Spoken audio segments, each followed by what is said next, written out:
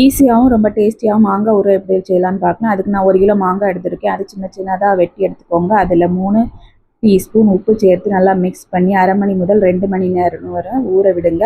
அப்புறம் ஒரு பேனை அடுப்பில் வச்சு நல்லா சூடானதும் அதில் 3 டீஸ்பூன் வெந்தயம் சேர்த்து மிதமான சூட்டில் வறுத்து எடுத்து பொடியாக்கி வச்சுக்கோங்க. அப்புறமா நம்ம ஊற வச்ச மாங்காய்க்கு மேலே அந்த வெந்தய பொடியும் சேர்த்துட்டு அப்புறமா 3 டீஸ்பூன் காயப்பொடியும் சேர்த்துக்கோங்க.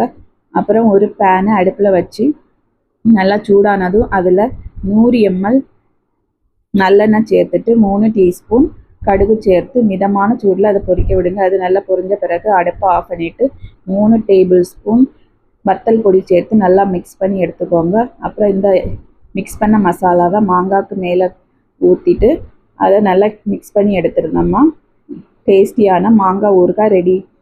இதை ஒரு ஏர்டைட் கண்டெய்னரில் மாற்றிட்டு அடுத்த நாள்